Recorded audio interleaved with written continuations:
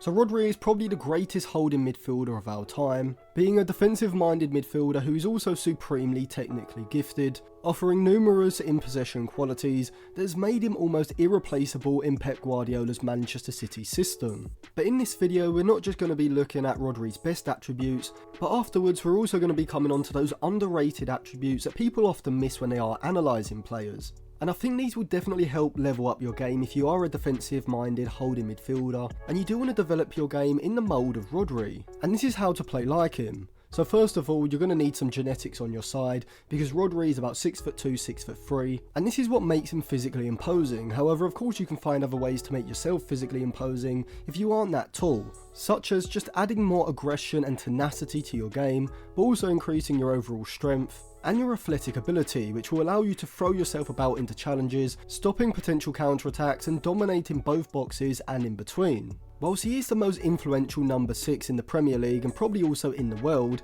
he remains a threat when around the opposition box, whilst also being an integral part to stopping the opposition penetrating cities when the ball is around their box. I will come on to the defensive side of Rodri's game in just a bit, but obviously being at Manchester City in a team governed by Pep Guardiola, inherently what Rodri offers most to the side is going to come when he's in possession. And that main attribute that he possesses is his press resistance, particularly in the build-up phase, when he's receiving the ball with his back to goal, under pressure from a direct man-to-man pressing player behind him. He's got the awareness to be able to know where the opposition player is coming from, but also the football IQ to know where he should position himself in order to receive a pass either from Edison the goalkeeper or one of the two centre backs, but also when he needs to drop deep to open up a passing lane for players ahead maybe. When he does receive the ball with his back to goal, he's got incredible composure and technical ability. Just like Sergio Busquets, you never really see him panic. He's got the ability to turn away from pressure and then either play a pass to circulate the ball on, or if the space is there, he can drive forward into it.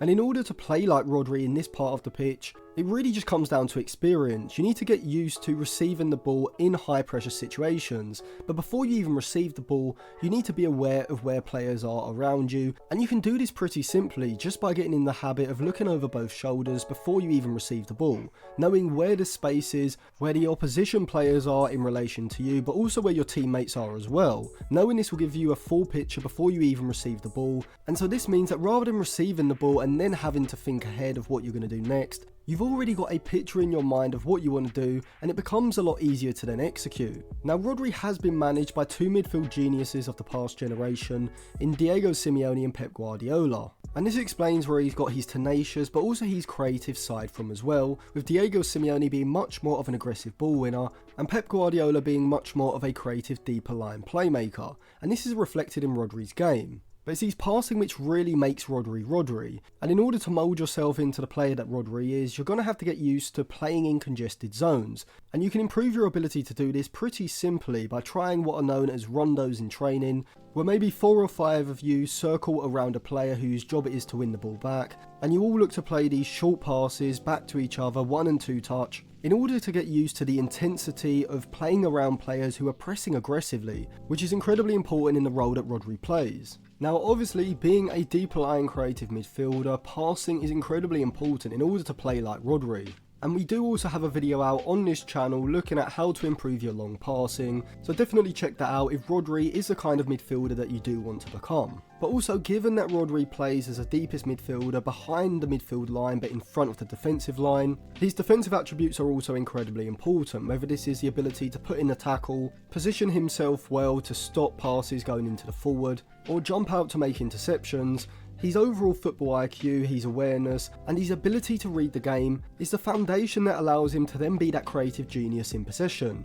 And so in order to play like Rodri in possession, you do need to develop these defensive fundamentals. And so it is important to remember that Rodri is just as good defensively as he is offensively, and so that definitely shouldn't be overlooked. But whilst he's never described as a box-to-box midfielder as such, since they tend to be a lot more dynamic, he still has all the hallmarks of being an all-encompassing man, effectively being the heartbeat of the Manchester City team. team. And he seems to never miss a game unless it's through the odd suspension, and that's because his injury record is so good, which is an incredibly overlooked attribute, the ability to stay fit throughout the whole season. That's going to be important for whatever team you play when you get to the highest level, as if you aren't playing, then you aren't much use to your team. And so Rodri's consistent ability to stay fit and get on the pitch, but also his consistency which allows him to put in high level performances almost week in week out, is what really makes Rodri Rodri, even more than just the attributes that he possesses. But another underrated attribute of Rodri's is his versatility. We've seen him for both the national team but also for City as well, drop into the back line during certain phases of play, or even start as a centre back at times, having the defensive capabilities of fulfilling that role to the level needed, but then also being able to bring more to the role as well with his technical ability from those deeper positions.